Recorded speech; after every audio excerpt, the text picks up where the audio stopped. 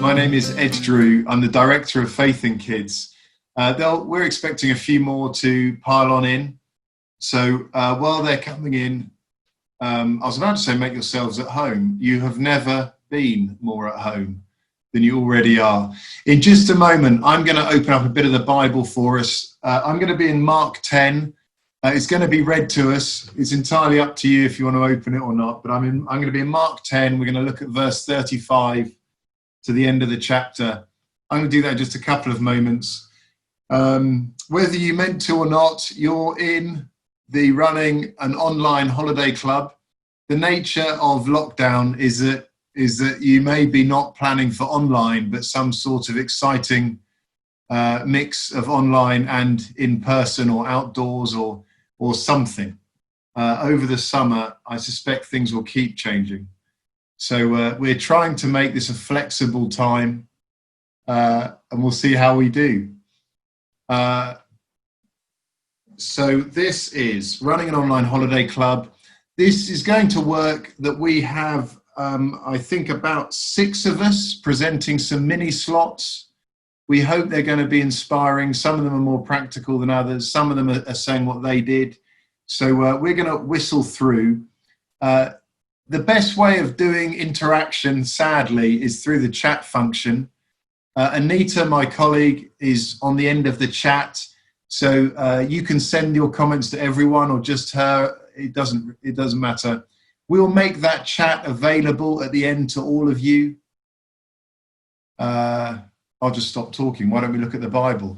Paula, another colleague of mine, is going to read for us Mark 10, 35 to 52. Why don't I pray as we start? Father, we thank you. We thank you, Father, that your gospel does not change.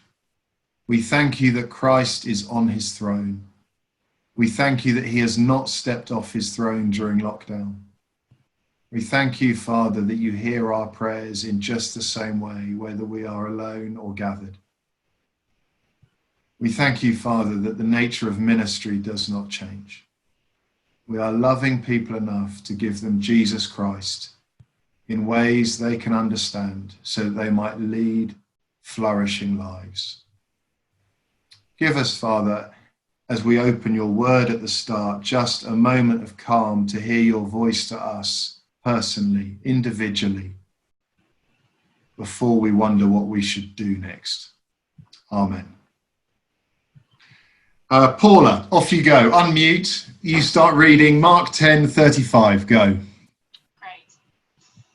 Then James and John, the sons of Zebedee, came to him. Teacher, they said, we want you to do for us whatever we ask. What do you want me to do for you? He asked. They replied, let one of us sit at your right and the other at your left in your glory. You don't know what you are asking, Jesus said.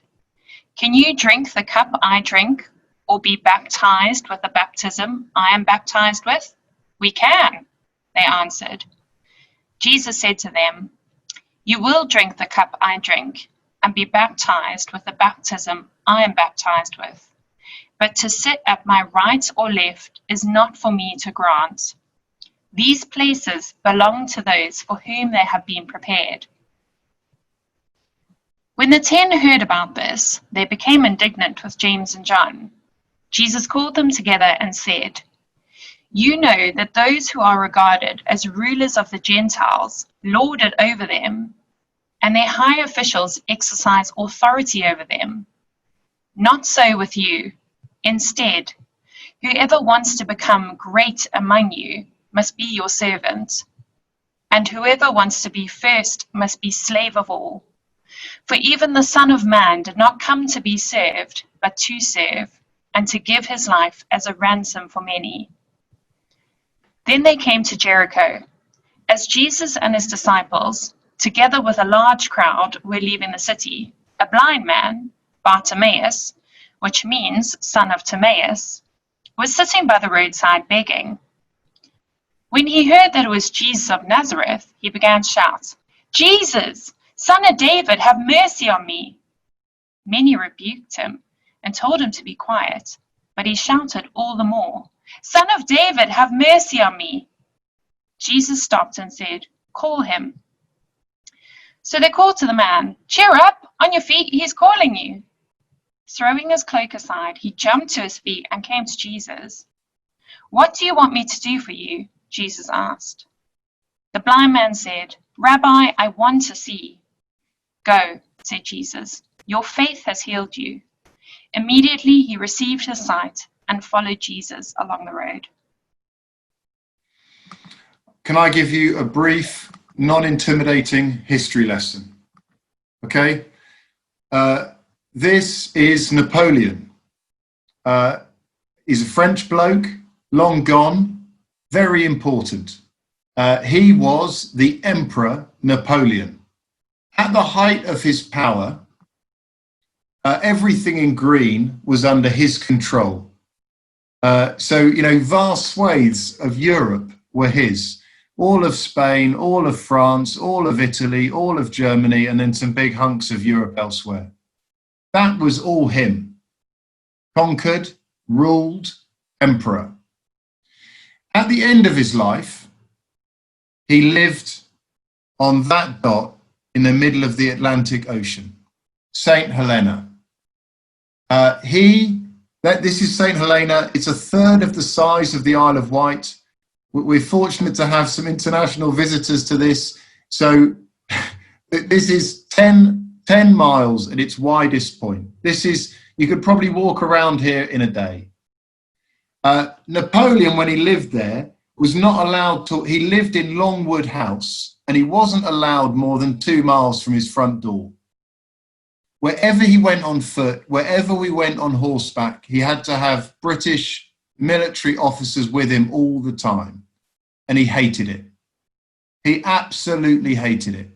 To be an emperor of a vast chunk of Europe and then be reduced to being babysat when you went for a walk, and you weren't even allowed over the whole of your tiny island, which had no hope of escape. He used to ride off up the side of steep hills because he just wanted those 3 minutes on his own at the top of a hill while his officers worked out where he was. He went from the very top of the ladder to the very bottom of the ladder.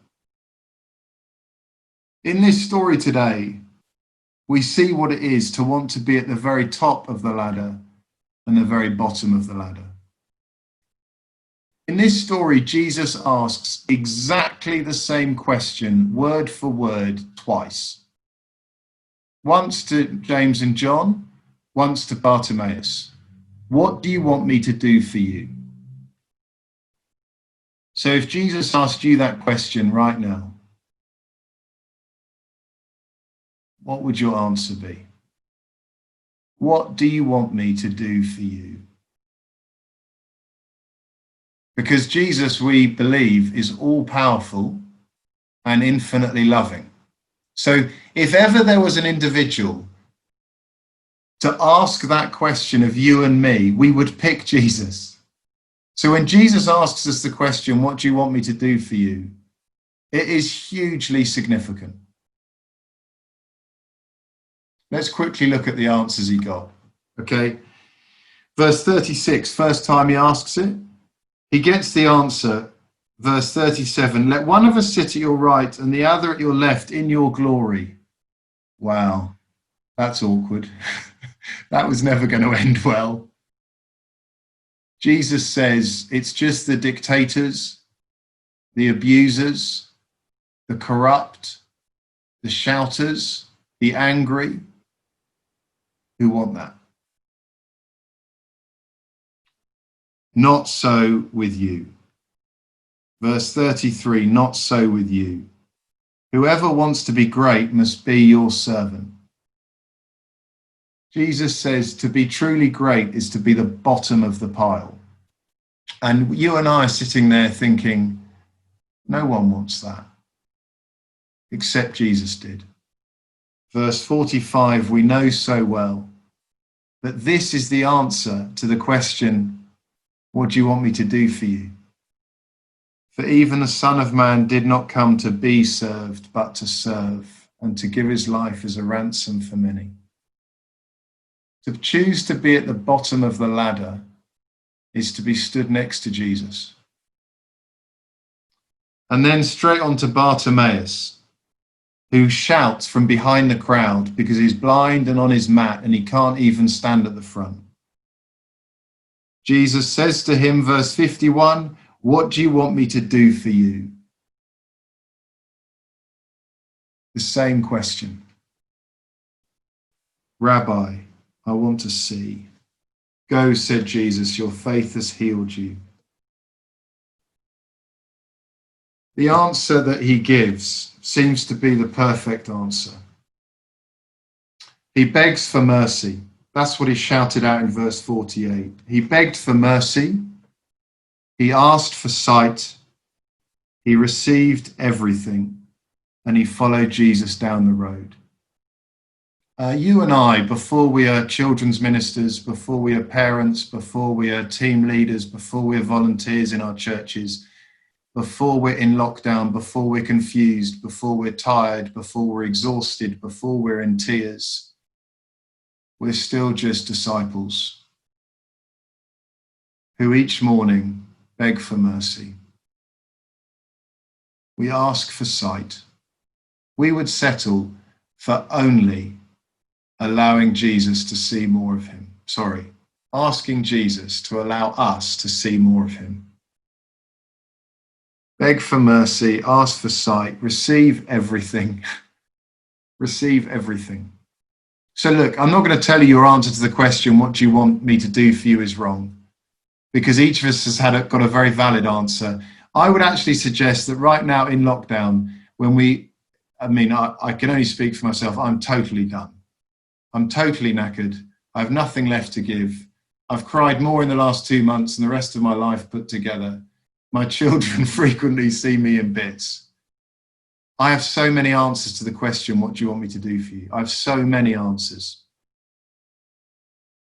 So I'm going to take Jesus at his word that the best possible answer for me, the answer that will lead me to flourish, the answer that will lead me to peace and deep joy, is to beg for mercy, to ask for sight, to know I have received everything. You know that verse in Ephesians 1? You have every spiritual blessing. You've received it. And to follow Jesus down the road. So I do want to say, as we've prepared this session, there is an awkwardness, when you train people out of ignorance, which is, this could become an awkward moment, as each one of us in various ways say, honestly, we've got no idea. The impression I get from message boards is that people aren't that certain they want to do an online holiday club anymore because kids are bored of screens. So, we've got some sessions which are entitled, Why Not to Run an Online Holiday Club? We don't really know. We're going to offer some stories. We're going to offer some insights. You're already here. It's too late. You could leave. That's okay. But please do know, before we go any further, before we share out of ignorance, that we do have an answer for you. And that is follow Jesus down the road. Tomorrow, follow Jesus down the road. When Boris announces it's all changed again, follow Jesus down the road. Parts of Australia have just announced they're going back into lockdown. My goodness, what a misery that would be. Follow Jesus down the road. Your church hasn't met. You're not quite sure how to care for your kids, or you have cared for your kids. Follow Jesus down the road. Follow Jesus down the road. Okay, team, we are handing over. I'm just going to say those brief notices quickly. Any questions you have at any point, put them in chat. We'll either answer them on the chat, or we will shout out some answers, or we'll put them to the speakers for them to answer if it's their thing. We will let you have a copy of the chat afterwards, so you don't have to copy and paste everything madly. We will send that out to you afterwards. We are recording this session, which will be available on YouTube. You could watch this 6 more times this week, and that would be lovely. Without any ado, Rob, can you unmute yourself? And Rob, just tell us a few things about yourself so we can get it Where do you live? What do you do? How's lockdown for you? And then tell us stuff. Rob is going to speak on performance and relationship, and he'll make sense of that title. Rob, off you go. Hello. So I'm Rob, and me and my wife Nat, between the two of us, you normally run Forefront Theatre. It's a Christian theatre company touring around the UK. Obviously right now, we're not quite so busy with Forefront. So in the meantime, during lockdown, we've created an online kids resource called Virtual Sunday School, a YouTube channel, which has been going brilliant. We've just reached 2,000 subscribers, and we've had over 50,000 views here, there, and everywhere around the world, which is amazing. And we're just about, providing something for kids, because kids are missing out at the minute.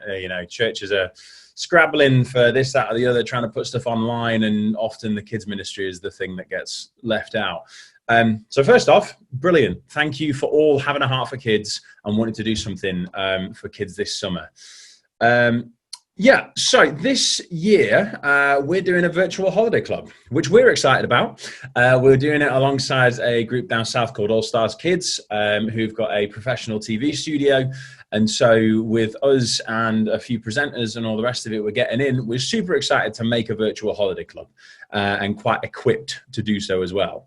But for you guys, I just wanted to say a couple of things on the idea of a virtual holiday club, in particular, as Ed was saying about the idea of performance versus relationship. There's kind of those two different elements. But firstly, I wanted to say first is, you know how annoying it is when you're getting a train and you're heading to wherever it is and you find out that it's cancelled. For reasons outside of your control, you are no longer getting on a train and you are told that you're on a replacement bus service.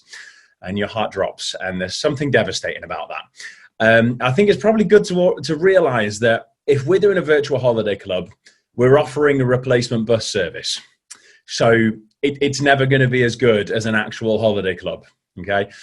So firstly, take the pressure off yourself. It's not going to be able to achieve the things that a holiday club will do, but it is good to step into the void that's there. And it's amazing to put something out there. Virtual Sunday School is nowhere near as good for a kid, as enriching. It's not going to be as effective at telling them about Jesus as an actual physical kids ministry is. But it's been great that we've been able to provide something to step in the gap. We've had a family the other day get in touch. They're moving from Texas to Alaska. And in the middle of the big move, coronavirus hit. So everything is in flux. And they just wanted to say thank you so much for providing something consistent during these crazy times. However, actually, if they'd been able to get in touch with a local kids ministry that was up and running, that probably would have done a better job. So whatever you're going to provide, if you're thinking about doing something virtually, you're providing something ultimately inferior. It doesn't matter if you're Disney, you watch a film, go to a holiday club, you take the holiday club every time. So first off, so don't feel the pressure to create something as good. It's going to be a little bit on the naff side just because of what it is.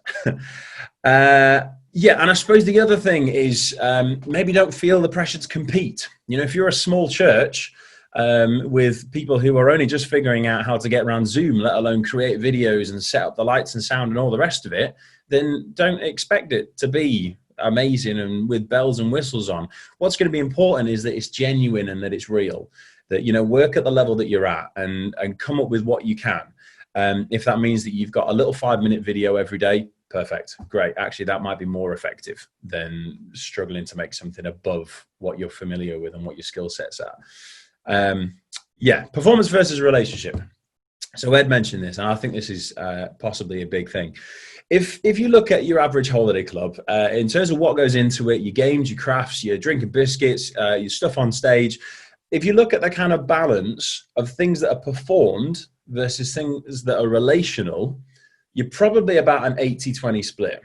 So in terms of 20%, maybe even less, is happening up front, is being presented, is the dramas, and is happening from the front to sit and listen to the kids. The rest of it is all interactive, it's all engaging, it's all about interpersonal things. Right now, we're in a situation that if you make a virtual holiday club or whatever it is, you've only got performance. It's 100% performance. And so that's a very different beastie. And, we're a theatre company. That's our background. We're used to making videos online, which is why we're giving it a bash. But to put things in perspective, we're making a virtual holiday club, which has got games, crafts, challenges, stories, 5 separate presenters and a dog. And, you know, there's so much going on in our virtual holiday club, and we reckon we can just about get people to pay attention for about half an hour. So, you know, if you've not got all of that going on, then why not only make a 5-minute video? Odds are that's probably going to be more effective. You look at the video culture of the internet these days, that if you're scrolling on your phone, you don't want to click on a half-hour video. No one does it. But ironically, they will sit there and watch 10 3-minute videos because apparently we have the time for that. It's a weird way that the internet culture works, but that's the kind of thing. So capitalize on shorter videos. So if you're going to make some online content, make it short and make lots of it. Spring Harvest did it recently with their home thing. And I think one of the strengths of that was that there was loads of different options available. There was loads of different videos. Some of them were too long, but you've got loads of them. There was another event recently we were involved in, and they decided to stick everything together in one stream. There was probably like 20 different kind of performers and acts and different things, and most people only stuck about for the first 10 minutes, you know, so they missed out on all the stuff going on here. Whereas if it was 20 separate videos, then people would have been able to engage much better with what you're offering. So shorter videos, that's a real big one. What else? So I'm being swift to try and get through the notes and things of what might be helpful. If you're going to be making videos and you're going to do whatever, if it was up, my ideal recommendation would be find people who are doing it already, nick their stuff because there's loads of stuff out there, and then top and tail it with stuff that makes it personal, that makes it you know, wherever you are, you know, it makes it your kind of local version of it. Just drag and drop different videos and whatever, like a Saturday morning TV show. They use all the cartoons and then do their stuff in between. So find the kind of little 5-minute things which make it yours. When it comes to making those videos, I get asked a lot of questions on how do you do this and what software do you use and what camera are you using. So I'll give you just a quick kind of rundown of some really important things for making videos. One, software doesn't really matter. The editor is what matters. The amount of times I have people ask and message Virtual Sunday School saying, what software are you using? In a sense, it's a little bit like asking a pianist what piano is playing. Really having someone who knows how to edit is so much more important than having good software. So odds are, find a teenager. You know, the only reason I can edit is because I started as a teenager, and they'll probably be able to have a better bash at it instead of, you know, having to upskill completely. They've got hours in the bedroom doing nothing anywhere. Let them do the hard work. So find yourself an editor. Never mind the software, because you can do a great video on iMovie if you know what you do with editing. Keep it short. Again, I'm just coming back to that one. The shorter, the better, especially just the online culture. Keep it short. And watch it back. Here's a massive one. Be critical with your videos. Once you've made it, you haven't finished the creative process. You know, you then, once it's done, you watch it back and you start being critical and you start taking things out and you're seeing what's boring. Kids can be so critical, you know, much more than us. So if you're slightly uninterested, they've already gone off to go and get a drink. So if there's a slight chunk where you're like, actually, that couple of minutes is a bit boring, just cut it out. If you're using software, get rid of it. Keep yourself engaging, keep yourself fun. What else we got? Lights and camera and all that kind of stuff. Right. A few basic things for those who haven't done any filmmaking and whatever kind of stuff before. Set up your shot. It's a nice and easy, simple thing, but make sure that you're framed semi-decent. I haven't properly put too much thought into this one, ironically. But you get yourself a tripod so it all stands still and it's all happy, and then set up what you've got. If you want some interesting stuff in the background, great, whatever. Just make sure it looks semi-decent and you're framed decent. Lighting is an important one in terms of just any form of external light source. The cameras on phones are incredibly good these days. The camera on your phone is probably more capable than a camera that you'd pay £1,000 for 5 years ago. So in terms of using your phone cameras, go for it. But the thing that they need is good lighting. You know, you drop the light and you drop the quality. So make sure you've got an external light source, and it just, all of a sudden, it bumps your video up. This isn't a brilliant example. I haven't focused it and all the rest of it. But make sure you've got a bit of extra lighting. It makes a huge difference. Even if that's just a lamp or whatever. You don't need snazzy lighting. What else? So framing, lighting, a note on sound.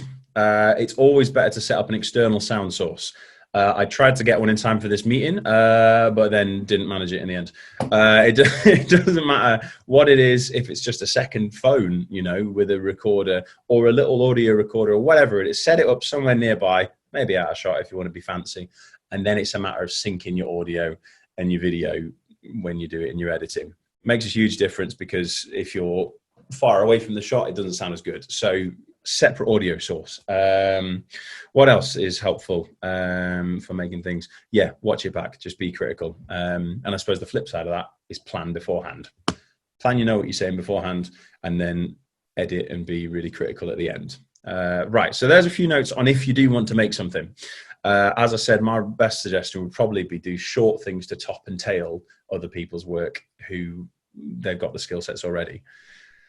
But relationship, here's the thing which you guys as part of the local church have over, you know, us, you know, if we're doing virtual Sunday school, you can do it better than Hillsong, better than HGB, better than whatever other resources are out there, is the relational side of things. You know, we can engage with kids and say, send us photos of your crafts. We'd like to hear your messages and all the rest of it. But we can't physically turn up at their door and drop off a craft pack. And that kind of thing is going to stick with the kids so much more than any video they watch. In the world of videos, you know, a lot of kids and things, they're hopping from one Netflix thing to the Facebook thing to this, that, and the other, and they're all over YouTube.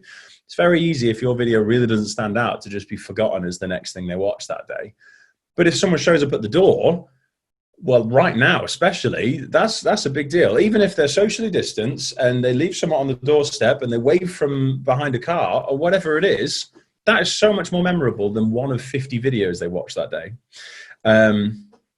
So here's the thing that for me is, you want to knuckle down on what you're good at. And the church is good at relationship. It's good at being there locally. Jesus says, love your neighbor. I think he's very intentional with the word neighbor. It's about who are you near? What's your sphere of influence? So if you're doing a holiday club, think about what you're doing in terms of your online content, but then how can you locally, you know, add into that, and how can you get involved? Even if, you know, you don't actually physically go to kids' houses or whatever it is, you can send out some flyers or send out cards or something which is physically there. I think right now, everyone's sick of virtual, everyone's sick of online. And if you can do anything on the physical side of things, that'd be amazing.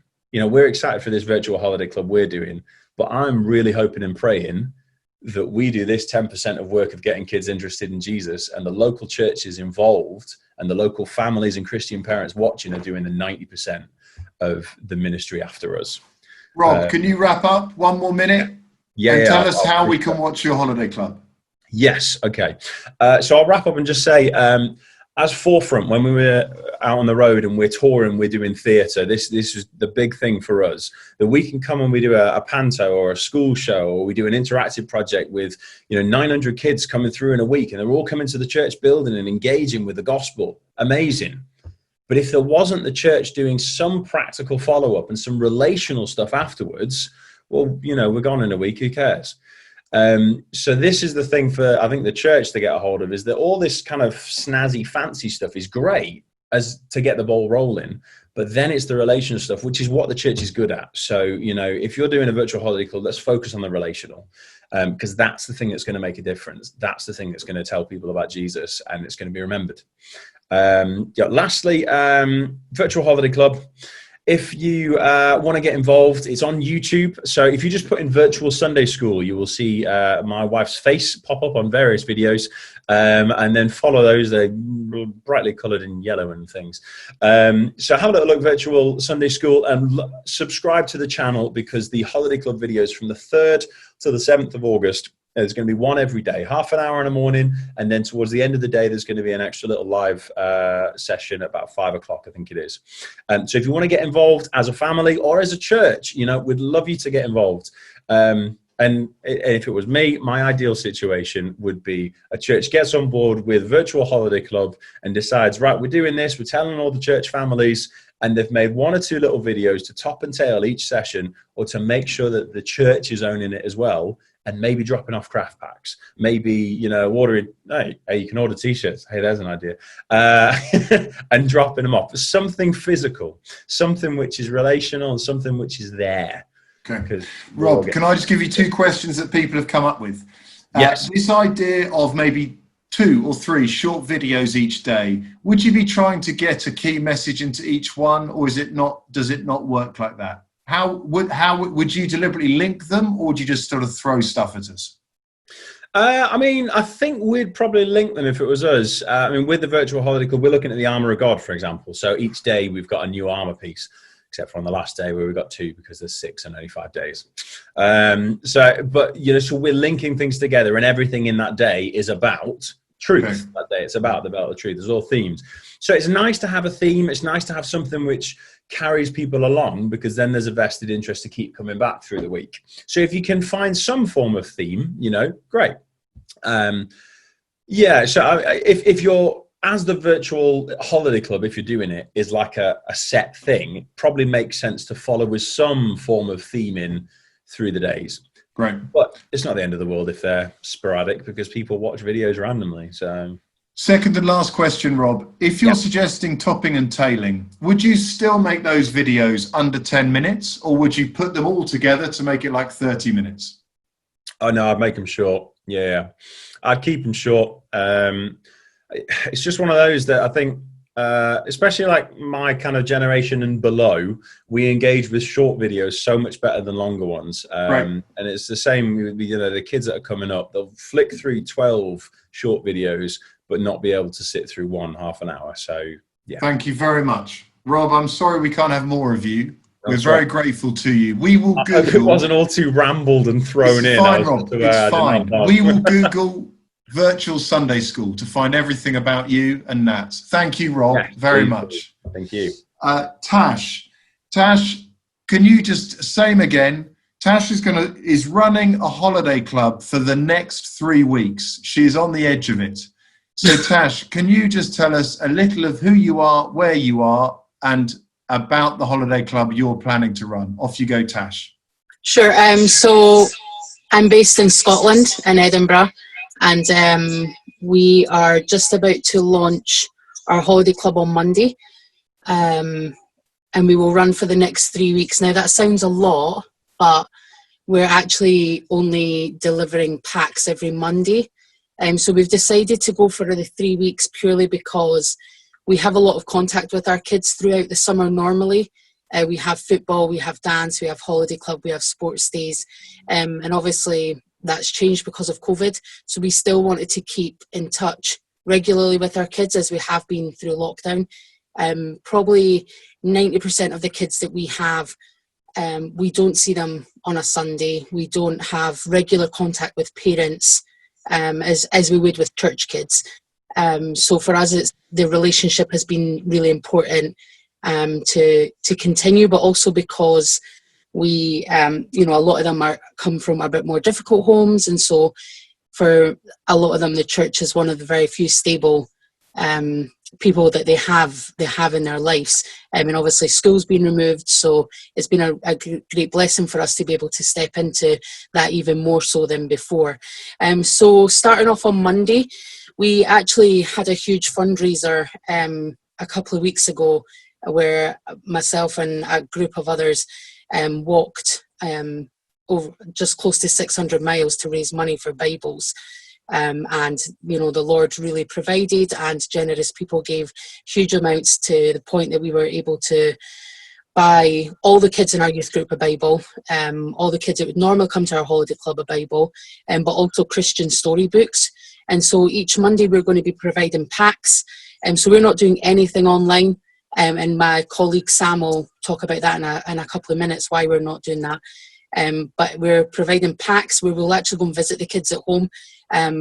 Of course, social distancing. All our kids most of them are under 11 anyway, so there's a bit of leeway for them for that.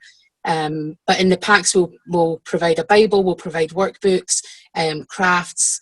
We are going to provide a meal or a baking idea for them to do as a family with equipment, and a snack for them to have on the Monday, because normally we would be giving them lunch at least 3 weeks of the summer. So that's changed completely. And so we will then call or be in touch on the Friday and just find out. We're going to run small competitions for them just to keep the engagement going. And so we'll run that for the next 3 weeks on a Monday. And so my colleague Sam is on here Tash, somewhere. can I ask one question before you hand over to Sam? Sure. Tash, you're on an estate. Can you just tell us what's the key issue you think of being on an estate that made you choose it to do it like this, over 3 weeks, not online, with packs? Yeah, so a lot of ours is purely based on face-to-face stuff. Our church building is actually open pretty much 7 days a week, and we have a lot of people who rely on the church, who rely on the structure that the church brings for them. The fact, for us, we see the kids almost every day. The school's nearby, they pop in, it's almost part of their routine. And so then to have that completely removed has been extremely tough on some of them, because their routine has changed. They don't have parents who are encouraging homeschooling. They don't have parents who are encouraging them to stay indoors. They're pretty much just left to do whatever. So for many things, a lot hasn't changed other than our involvement with them, because we still want to be, abide to what the government has to say on lockdown. And I think for just a lot of them, I know for a lot of our mums, we have a very high single mum households. And so even for a lot of them, COVID has not just like the anxiety of COVID, but then it's taken a lot of their stability away. They can't just come to your house for a coffee because they're stressed. They can't just call you to come and help them with childcare. They can't just call you to, can we come down to the church for an hour? Can the kids play in the hall? I just need to chat with someone face to face. I need someone to go with me to the shops, or, so all that's been taken away. So for us, ours is definitely been all relational, and also so we can check in on them. We actually get to see them. We get to speak to them. We get to check in on mum and dad and see how they're managing and how we can support them from a distance. Thanks, Tash. Perfect. Yeah. And I'll hand over to Sam. Nice one, Tash. Yeah, so just to echo what Tash has said a lot, one of the main reasons we're not doing online stuff is because 90%, if not 100% of all the kids who come to our youth groups are not from Christian homes, and they themselves are not saved, and it would not be a priority for them to get up and watch Zoom. And following into that at home, a lot of their homes are not peaceful places. They're not places where you chill out. There's always a lot going on. They've got things going on with their families and whatnot, and their attention span is just all over the shop. So we really want to be able to see, because we got a relationship with them, and as Tasha said, with COVID hitting, parents can't just ring up and ask for help anymore. So for them to physically see us, at the door, and giving them something to do, instead of just sitting down in front of a computer screen, will be much more beneficial for the children's understanding of Jesus, and also having that literature in their house then. It isn't just a Zoom call. These families themselves don't know Christ. So to have that literature in a family household of unbelievers, how good's that, right? Do you know what I mean? You're not going to get that with a Zoom call. You can forget it. And as we've been doing with our Sunday school lessons, most of our videos are no longer than 5 to 10 minutes just because of attention span, So that's one of the reasons. Another reason is also in the scheme of the estate we're in, a lot of it is access to technology, right? I mean, a lot of these homes can't afford to pay for Wi-Fi, or so they have data plans, and then if they have data plans, that runs their data down, and then they can't afford to run that. So this is the best way we can care for the children in our youth groups. It's the best way we can get Jesus to them and their families. Sam, thank you very much. Sam, just tell me one thing you're looking forward to about the next 3 weeks. I'm really looking forward to getting this because I said to Tash, I've seen these adventure Bibles come, and I wanted to buy one for myself. Do you know what I mean? They're amazing. So I can't wait to see the kids' responses to them, and just be able to have some form of contact with, well, not contact, but some form of engagement with families, and just intentional concern with how they're doing, and just seeing how the kids react to these amazing crafts and stuff we have planned for them. Sam and Tash, thank you so much. Thanks for taking the time. If people have questions, particularly for the way Sam and Tash are going about it or the way Rob and Nat are going about it, just put those into the chat. They're going to hang around for a little longer. We can ask them questions. I'm just going to take us now onto something about safeguarding and, oh, sorry. I'm trying to share a screen. Sorry, I'm not as good as this as I could be. Share screen.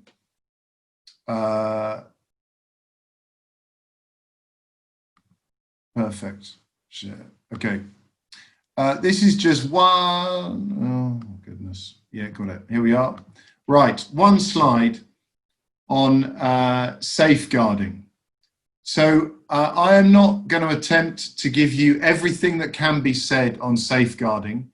While I'm talking, Anita will drop in the FIEC document on online safeguarding. That is the best one we have found for this, so we're not going to repeat it. I'm just going to give you the very top line, okay? Safeguarding is about offering care and protection for children.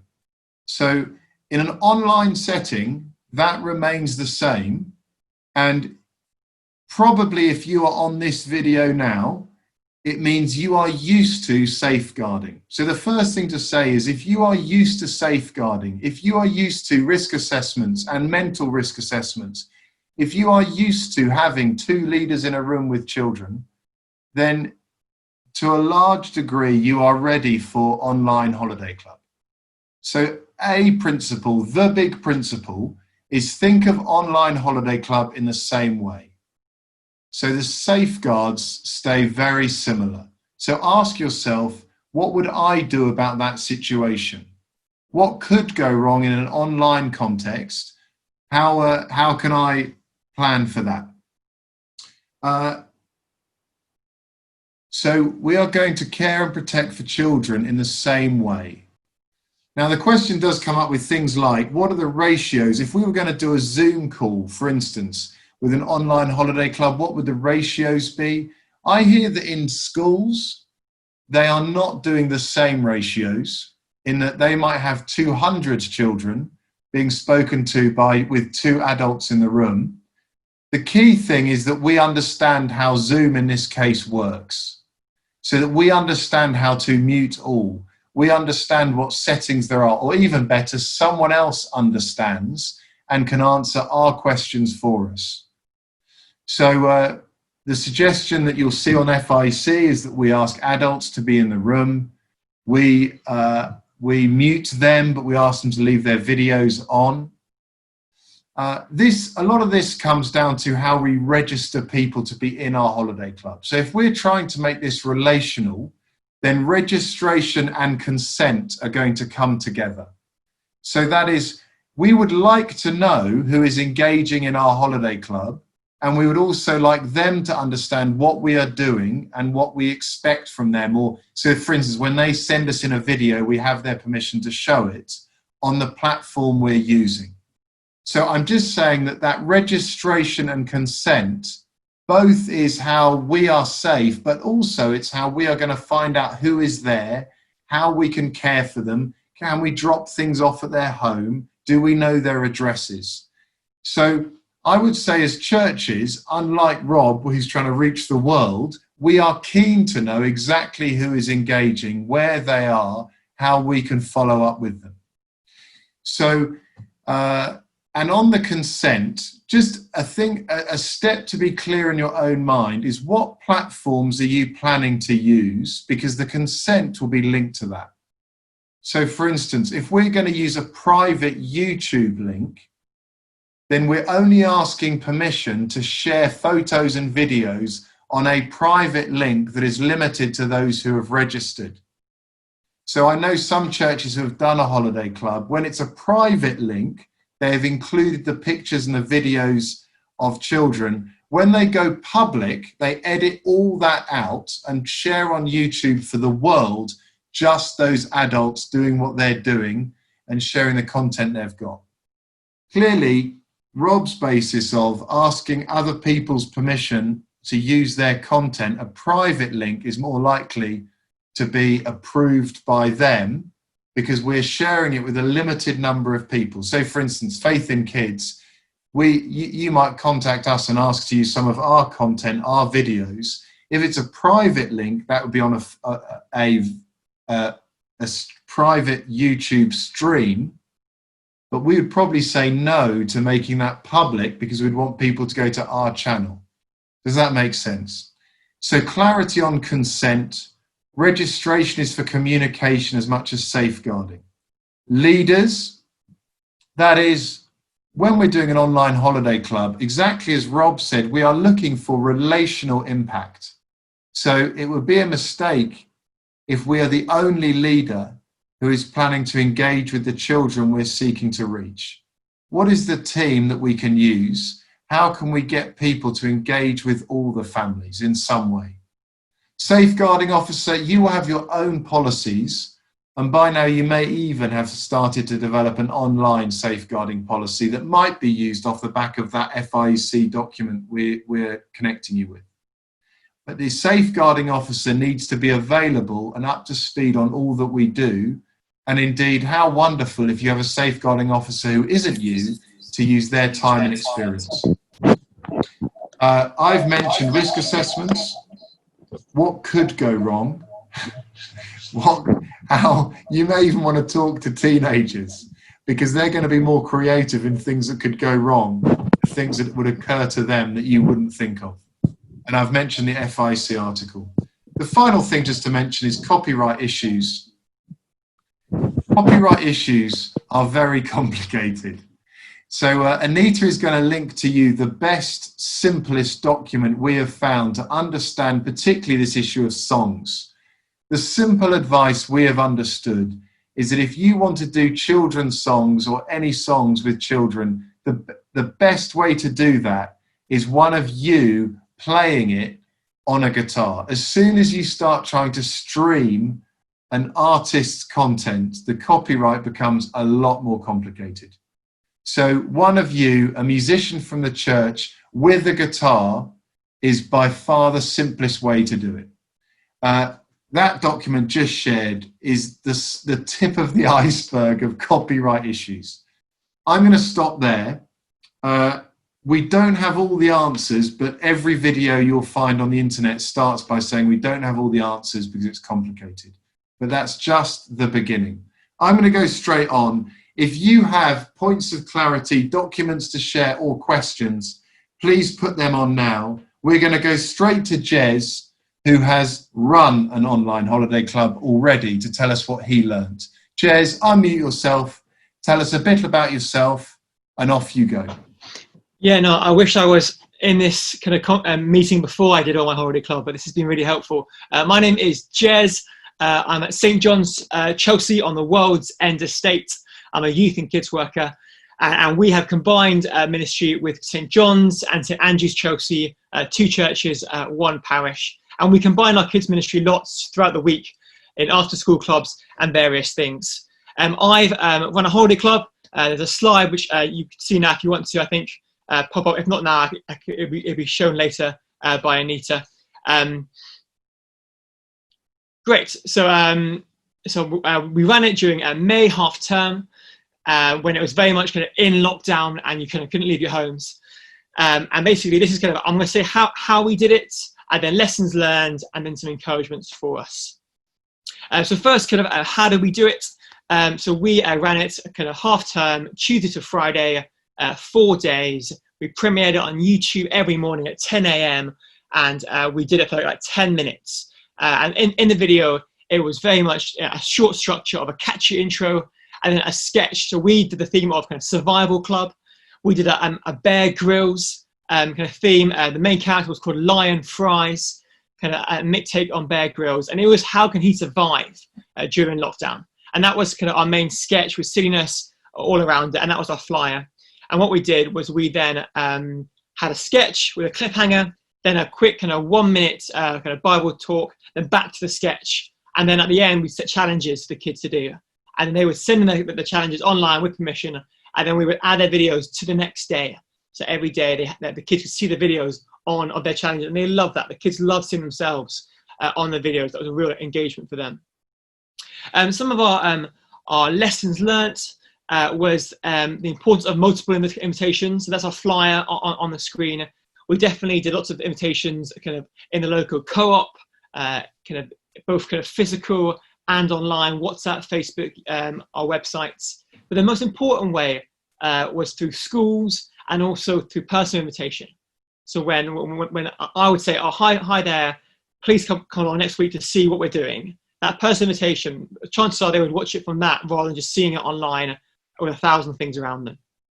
And we also realized it was the first time we made videos really since this kind of lockdown period. Was the first time I used iMovie, I used videos. So naturally we got better as the week went on, which is a shame because I think, this danger is if your first day's rubbish, they won't watch the second day. So feel free to watch our things on St. John's Chelsea YouTube page or see kind of our holiday club for better or worse. I hope you do enjoy it. And I think the one thing I'm aware of ministry, it was very much kind of grenade ministry. So I think holiday club can be sniper ministry, where you can focus in on little Benny or little Lucy. But we found it was more like grenade. You throw a grenade out there and you kind of close and you pray that people would hear it. And that is good and bad. It's bad because you can't be as intentional with people, but it is good because more people may hear it than you thought they would previously. One more thing that I realized is we, with the gospel message in 1 Peter, we didn't get to the gospel quick enough. I think in hindsight, I would have done more gospel throughout the whole thing. It wasn't until Thursday that we mentioned that Jesus Christ has swapped with us. He's taken away our mess and our guilt and our sin and put it on himself. It's way too late that we went to Thursday. We should have done that much earlier on the week. But just to encourage you, people did enjoy it. Our local families loved it. Our local church kids really enjoyed it. They really were encouraged by what they saw there. Lion Fry's got given some fan mail by a number of kids from our churches, who was very happy with that. And he even gave them private messages back on video and WhatsApp to say thank you for those messages. So that was quite nice to do some follow-up after the week. With the whole kind of grenade and sniper ministry, we had a Gran from Margate, who from my wife's auntie's church saw this was advertised, sent it to her non-Christian family, and they watched it all week and they loved it. Praise God. There's no way a small church on a council estate in Chelsea would have reached a Gran in Margate face to face. So praise God, that was fun. But also we met people locally. We met a little boy from Chelsea who was a neighbour of one of our kids, one of the women in our church. She invited them to come along and they loved it. They engaged with it every single day. They sit in there on challenges and videos each day, and they appeared on the YouTube video at the end of each session, and they had a great time. And now we've got people from the local school and the community. We've got their email addresses, which we can then follow up going forwards. I think the main reason why I think we should do Holiday Club as I close is kids are the biggest losers during lockdown and this pandemic. They're the ones who are missing out on church family, on interaction. One of our kids recently asked me, has the vicar left? Because they hadn't seen him for a while because he did Zoom in the evening or on YouTube for the church. So I think it's really important to engage church families. That church is still open and we still want to engage them. I've now moved to doing Zoom kids church rather than YouTube kids church so that I can interact with my kids on Sunday. Also, it encourages parents to do a Holiday Club. Our parents are tired and stressed, and they've got 6 weeks coming up now where they've got the kids again with them for the whole time. They need help and support. They need tools and materials that we can help them engage with. And the parents really liked and engaged well with what we gave them during the time. And finally, it's a chance to evangelize guests. Evangelism for kids. How do we do it now, apart from online and kind of through one-to-one opportunities outside?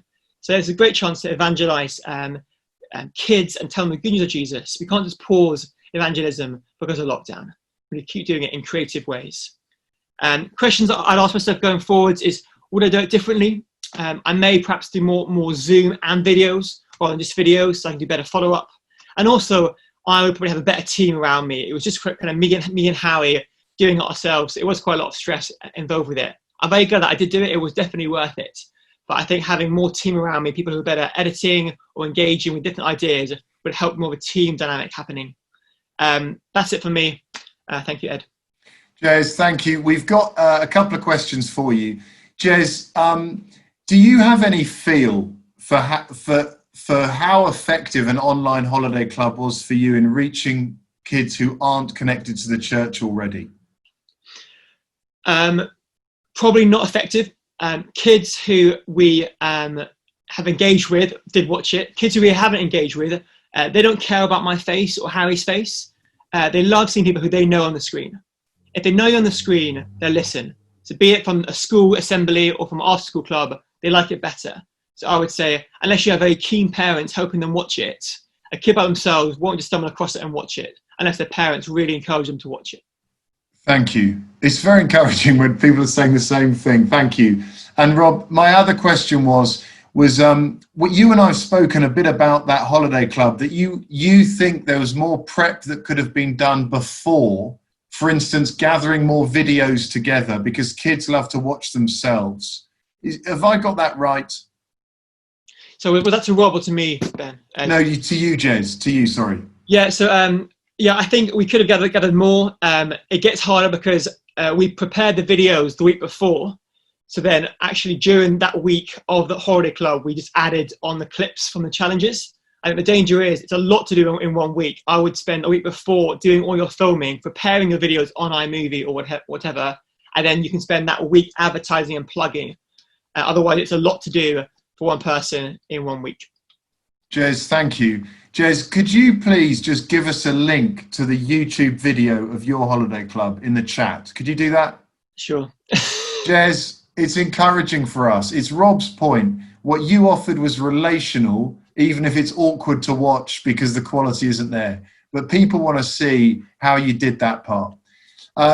People have rightly raised the issue that I gave my sort of nuclear health warning about kids' music on YouTube. People are rightly pointing out that Michael Tinker, Awesome Cutlery, Emu Music, and now Rob with his video he's just posted, these people have given permission for you to use their content, their songs, their videos, however you like. They're amazing.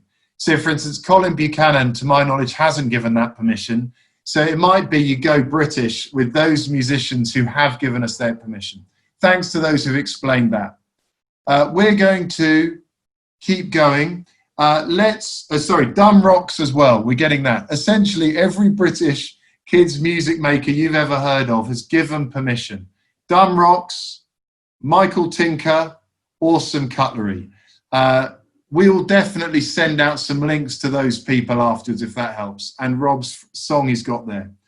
We're now going to have Antonia, who is going to tell us why she is not going to run a holiday club. Antonia, could you unmute, tell us who you are, where you are, and go. Hello, I'm Antonia. Good to see a few familiar faces on here. I'm based in East London, in Mile End, and our holiday club usually serves about 100 children every year, so about a third of them will be our church family, a third of them will probably be other churches, and a third of them will be from the local community, from the primary schools, from the estates around us. Usually it consists of a morning session, loads of Bible teaching, crafts, all that fun stuff, but also trips in the afternoons, a family night with evangelistic talk, a day trip to the beach, all for something like £10, including all of it. So like mega affordable for all the families around us, and an all-age service at the end, which we invite all the families to as well.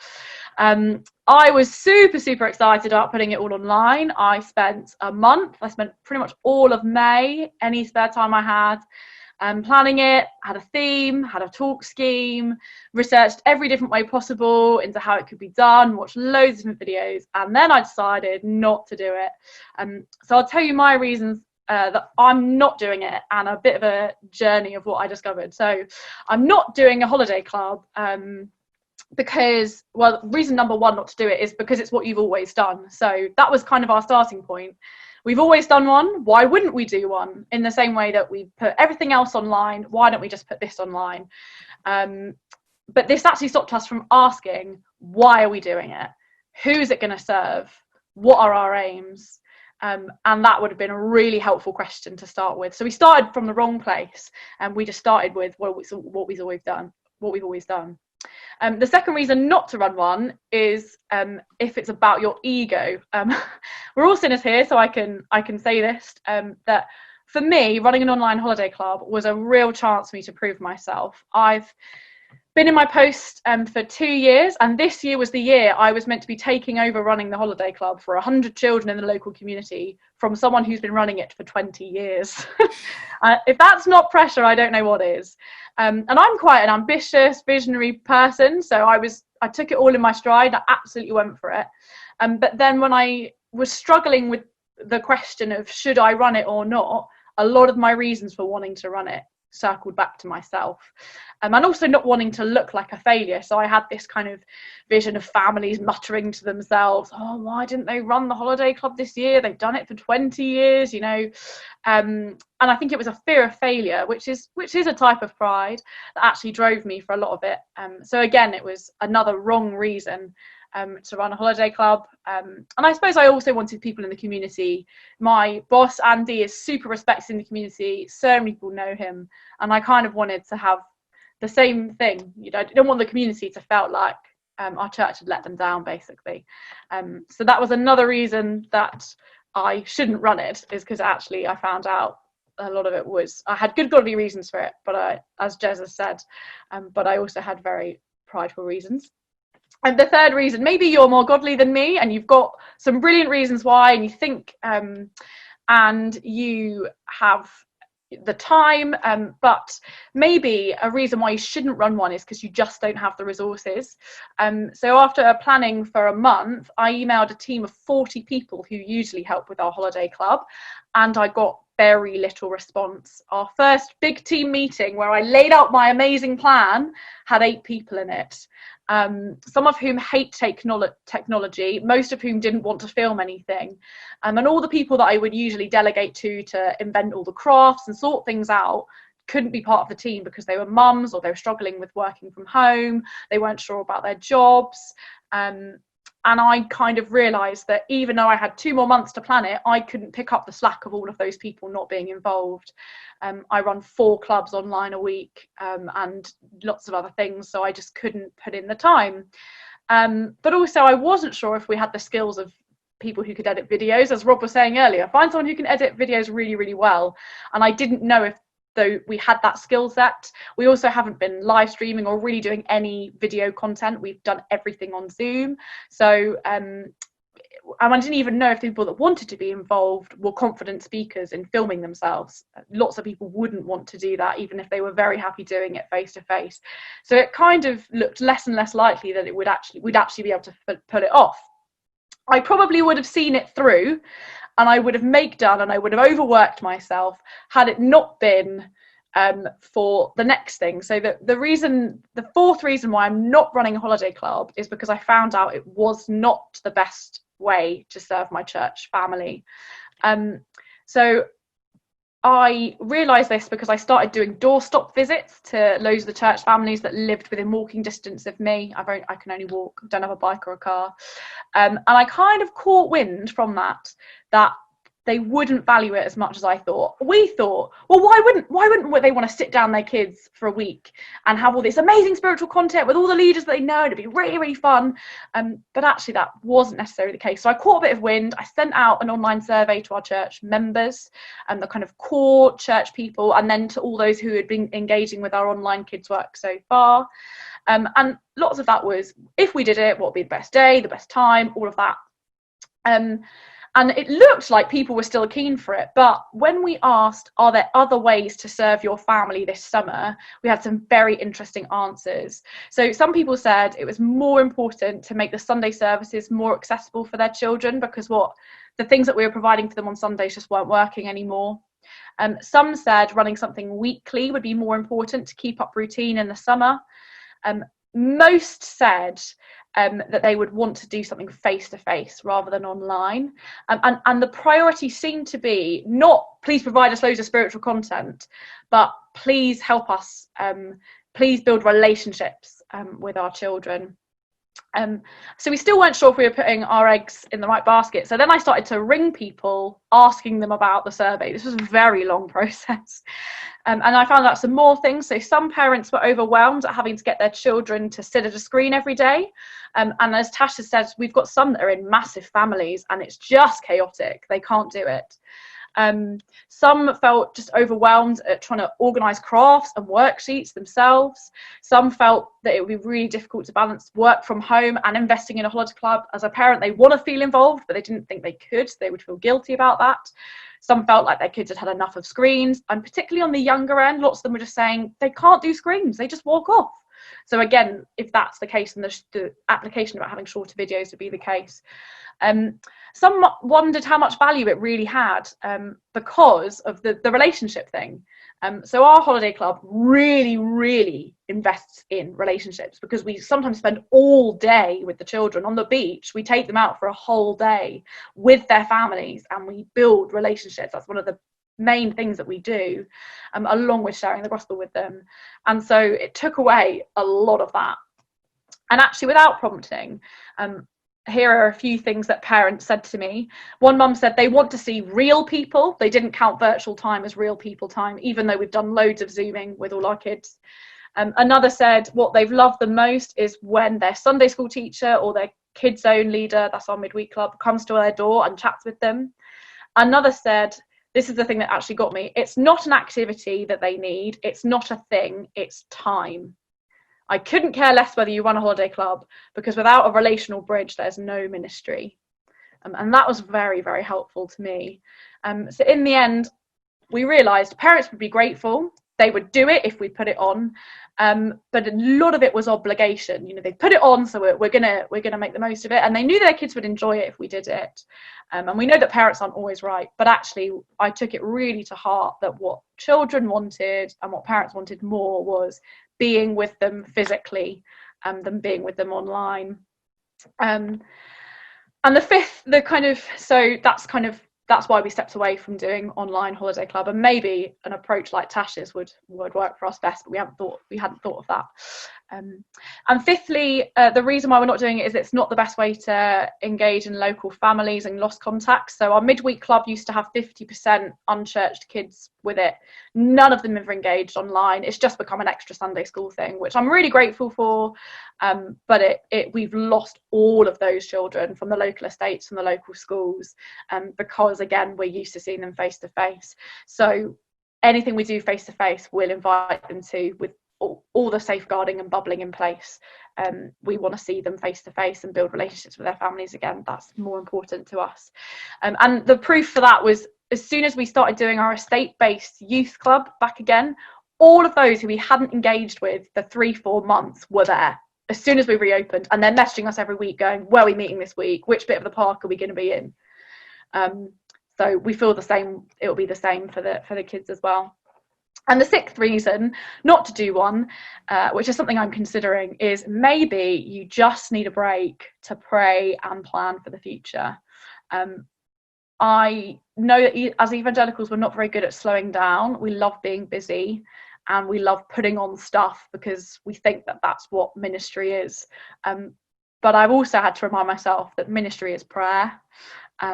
Maybe I just need to spend a lot of time praying and a lot of time planning for September, and a bit of more time resting as well. There's other things other resources we can direct our children to, and we can trust Jesus with them. And maybe the time to take a step back would be more useful than stressing ourselves and stretching ourselves, not resting and being unprepared for September. And I think with church reopening as well, maybe our energies need to be reinvested elsewhere. But I haven't quite worked out if that's the approach I'm going to take yet. And that's all from me. Antonia, thank you very much. Can I just comment that what is striking about the presentations we've seen is how each person has sought to understand what they can do, either in their community or in Rob's case with his skills to reach wider. So the encouragement we hear must be, and we've deliberately tried to plan this accordingly, is to say each person has thought hard about what they can do. And you don't need me to tell you, we're not saying any of these is exactly what you should do. I find it very encouraging that when you put people like you, all of you, in a room together, you are thinking to yourself, how could we love our children? And you'll come up with different answers. Antonia, thank you very much for speaking to that. If you have questions for Antonia, If you have alternative thoughts, just put that in the chat. We're very nearly done. Our last speaker is Paula, who is a member of the Faith in Kids team. Paula, in just the same way, why don't you just say a little about what your role is and even where you are? And Paula is introducing some of the resources that Faith in Kids are making available for online holiday clubs. Paula, unmute yourself and go. Welcome to the Secret Agents Academy. We are secret agents in training. Every day we will face new challenges, but our biggest mission is to uncover the truth about Jesus. All the answers are in here, in the Bible. Are you ready for the challenge? Feel like now is the time to introduce myself. Now that I've lost the moustache. I know it's a great disguise. You obviously were thinking, who is this person? My name is Paula.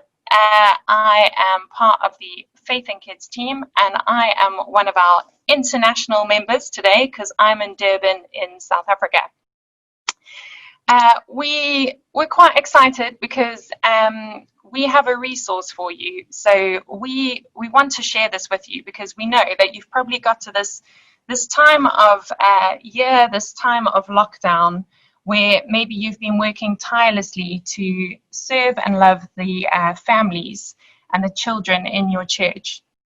And maybe you're just a bit frazzled, maybe you've got nothing left, but maybe there is still something in you that thinks, I want to do a holiday club. I've heard everything that has been said. I've done a lot of thinking on this, and I still think this is a great way to be serving our church family. And for each of you, you all need to be making that decision, working that out. And if you're still landing on thinking, I'm going to do this, we want to do an online holiday club, I just wish that somebody had put together a whole plan to save me a lot of time, to help me out, who had really thought this all through. Well, good news, we've done that for you. So we have put together a 5-day plan. It's 4 days and then a Sunday all-age service because we think everybody should be living the secret agent dream.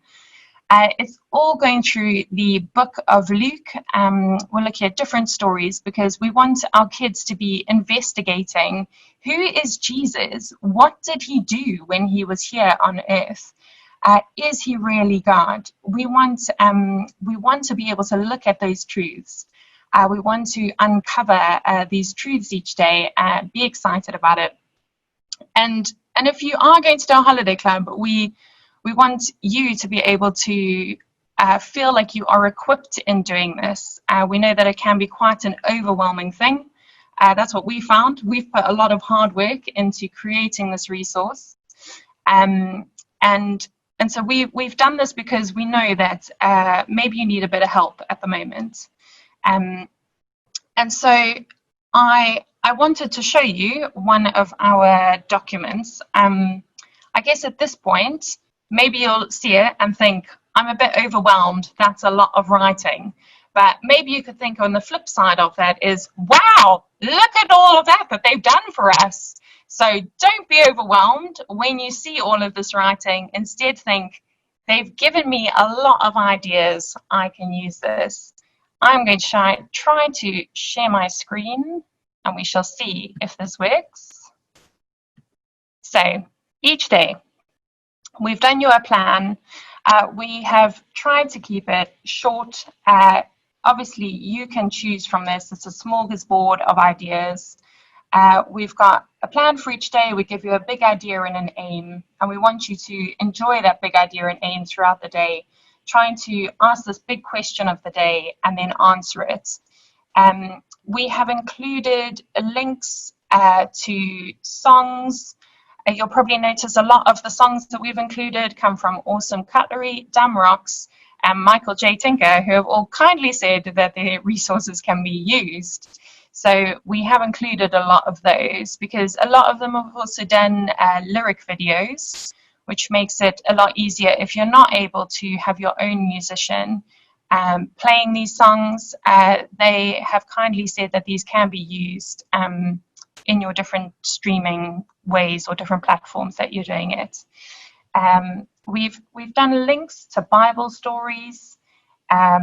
because we've tried to have a look online. We know that you can't do your Bible drama acting like you would have done at Holiday Club. So we've made suggestions for videos to find online. We've included things to be able to live the dream and live the theme, secret agents all week long, do different challenges, different disguises. We thought that this is a great way for you to be able to say to the kids, do this challenge, send in your videos, send in your photos. We know that they can't be in person, and so this is a way to try to create that community and togetherness feeling whilst not being together. I'm not going to show you all of this because it actually is quite long and there's a lot in here, but we've put in loads. We've put in suggestions, we've put in a talk for each day, we've got worksheets, and we've got activities and craft ideas. I'm going to stop sharing that because I think you might just be a bit overwhelmed. But there is a lot, and we want you to be able to use it, and we want you to be encouraged to think, actually, I can do this. There's a lot. I can't think of all of it. We know that the main reason to do a holiday club is to be relational. And so if you are going to do this, with every part that you're putting together, think, how is this day going to be relational? How am I connecting with our church families? Can you divvy up the roads in your area and get each leader to go to 6 roads, knock on the doors of your church families, give them an activity pack, print out the worksheets for them, dress up as a secret agent as you go to their door? What can you be doing to be bringing in that relational element when you can't be together? So have a look at those. They're all on our website. You can download them. Please use them. There is another thing I want to share with you, which I know that watching videos on Zoom can sometimes be the most painful moment. So I will only show you 10 seconds and we will put in a link because we've made some really fun videos and we would love for you to be able to enjoy them. So each day of Holiday Club comes with 2 videos that we have made. They're brand new and it's called The Sketch. So each day we have a big question, and our secret agent, he really wants to ask this question. He really wants to uncover the truth. So video 1 is the big question. Video 2 is him getting his answer and summing up the big idea of the day. So I'm going to try and play 10 seconds for you. Bear with us if it's horrendous, if everything lags, go watch them on YouTube instead. So let me just get that with you for you now. Where's he looking? I think he's thinking. It's been a busy day. Certainly has. He's thinking, I wonder what I learned today. He's got a sword. What's that? It's not a sword. Oh, it's his lunchbox, Bill. He's holding out his lunch. I'm quite hungry. He's saying, you have it. You have my lunch. Yeah. My sins? I don't think I'd hold out my sins. No, carry them around, right? That's a big hand. It's a massive hand. It must be Jesus. Did Jesus have a big hand? That's a taster. Maybe you heard nothing. I don't know, but go and check it out online. Anita has already put a link up to our resources on our website, and we'll also put up a link to find all of those videos on YouTube and go wild. You can use them. We've made them for you. We would love for you to be using them in any way. And maybe you're kind of thinking, do you know what? I've heard a lot today. I've come to the decision that actually running a holiday club is not for me. And now you've seen our resources and you think, I don't know what to do. I'm torn. I just want to run a holiday club. Don't despair, because normal is so pre-pandemic.